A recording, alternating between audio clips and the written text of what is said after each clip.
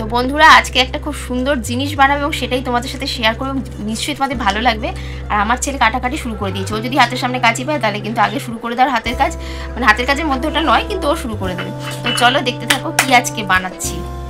তো ঘরে যে সমস্ত জিনিসগুলো এক এক সময় অপ্রয়োজনীয় জিনিস হয়ে যায় সেইগুলোকে নিয়ে আমি এখন এই জিনিসটা বানাতে বসেছি। দেখো প্রথমে আর্ট পেপারটাকে ভালো করে একটা পিস বোর্ডের উপর মুড়িয়ে নিলাম, তারপর এটাকে কভার করে নিলাম, এটাকে সুন্দর সাদা পোশাক পরিয়ে নিলাম। এরপর এর মধ্যে দেখো থ্যাপ থ্যাপ করে ক্রিম মাখাচ্ছি, কি বলতো ফেভিকলের আঠার ক্রিম, ওকে একটু তো সাজাতে হবে। এরপর সেই ক্রিমটা মাখিয়ে এর উপর কিন্তু টোনার হিসাবে আমি দিয়ে দিচ্ছি তুলো, থুপথুপিয়ে পুরোটা তুলো দিয়ে কিন্তু কভার করতে হবে, এটাই এর সৌন্দর্য বাড়িয়ে দেবে। দেখো আমার তৈরি হয়ে গেছে বরফের ল্যান্ড, না বলতে পারো আইসল্যান্ড, বাট এটা তুলোর আইসল্যান্ড। তো যাই হোক, তারপরে এই ডিম দুটোকে, হাঁসের ডিম দুটোকে নিয়ে ফুটো করে নিয়েছি এবং খুব সাবধানে ভেতরকার যত মাল মশলা আছে বার করে নিয়েছি।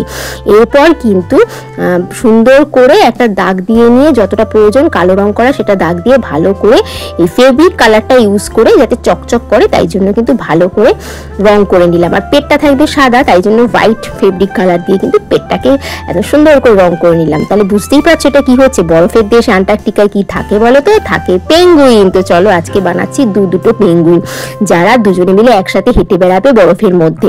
তো এবার দেখো এরকম ভাবে ক্লে নিয়ে নিয়েছি ব্ল্যাক কালারে, সেই ক্লেটা দিয়ে গোল গোল করে দুজনের মুন্ডু মস্তক তৈরি করে নিয়েছি। এরপর মস্তকগুলোকে ভালো করে ফেভিকল দিয়ে আটকে নিলাম, কারণ ফেভিকলের জোর যতই টানো না কেন কিছুতেই খুলবে না।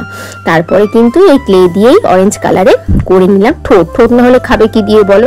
এবার ওরা খুব কান্না করছিল পেঙ্গুইনগুলো, এবার আমাদের হাত পা ডানা সব করে দে, আমাদের চোখ করে দে, নইলে দেখবো কি করে। তো এমনিতে এখনই কি কিউট দেখতে লাগছে, দেখো টুপটা বসছে, টুপটা পড়ে যাচ্ছে, বেশ অসাধারণ। কিন্তু ছোটবেলায় একবার বানিয়েছিলাম, আবার ছেলের জন্য বানাতে বেশ ভালোই লাগছিল।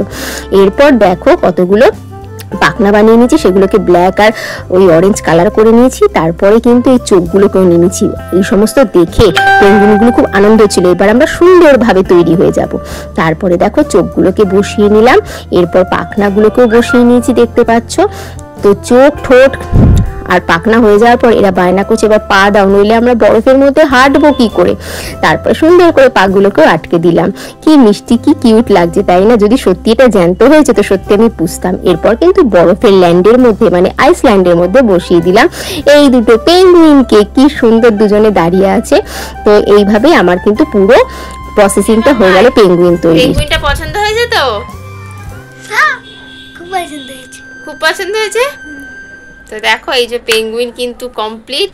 এটা তুলোগুলো লাগানো হয়েছে কারণ এটা বরফের মতো দেখতে লাগছে।